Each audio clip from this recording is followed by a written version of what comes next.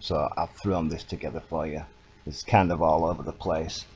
I suppose the mainstay is this everlasting paint that's in Egypt specifically, that just seems to just be 10 times better than anything that modern technology can make. Any paint we put on the wall today, it will start flaking off within 20 to 30 years, and the plaster will also fall off the wall in something like 1 inch layers, doesn't it? After about, I don't know, 30-50 years, it doesn't last much longer than that. So when saying that, you're only really left with a couple of choices. I think I can think of two right now. So one is that this event must have taken place, just a few hundred years ago, like 300 years maximum, say. I think it was the volcanic ash event that buried Rome.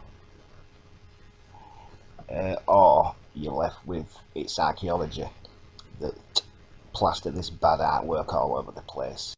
It's like all the old paintings, evolutionary step, saying that we've got better at things over time, but when you compare music and art and writing, how we make things, how we talk, how we behave, everything has gone backwards. Everything's just going into the abyss, isn't it? I believe in devolution, not evolution.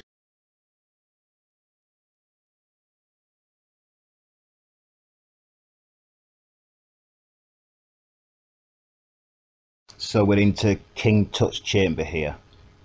I hope you've already seen the video I made there over 2 years ago on Tutankhamun's myth and legend here, where you get rope, apparently, that just lasts forever, and it had the seal of approval on it, didn't it, to help push this narrative in the minds of the masses. It's like clothes. I mean, how long do clothes last?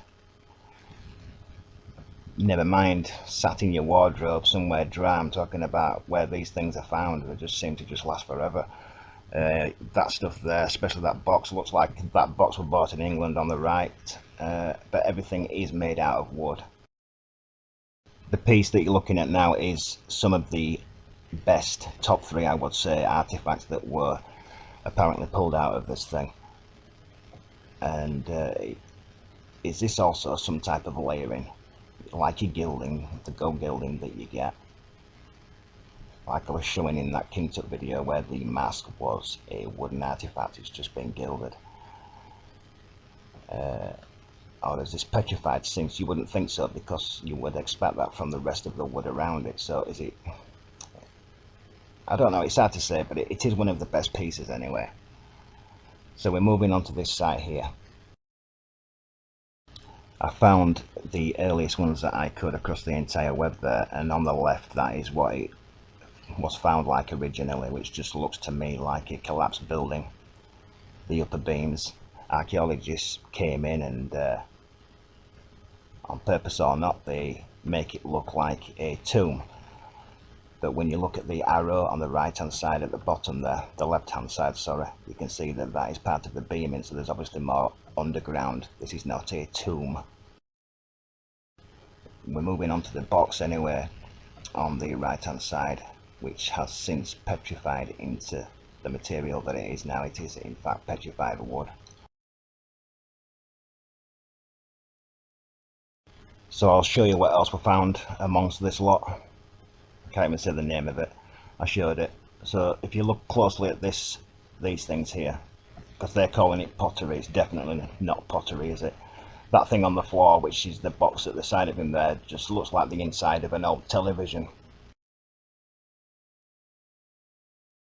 Even the metal that's next to the thing that's standing on its end looks laminated. So I mean, is this some type of heating system, or is it part of an old light? It's just all crumbled all on the floor. Is it ancient even? I would say it is. The box, you can see joinery work, because they make out that it's just one piece. This is the box inside the Great Pyramid. I've shown you this because when I got into this stuff, they used to say that the box was part of the slab on the floor, and it's not. It's clearly not. So that was just another myth. The first time I showed you this, it just looked like an attic area in someone's house, and they've actually boarded up the side walls because it revealed gaps, right? And the box area just looked like, you know, the square hole where you climb into your attic. It's like square beam, and it just looked like that.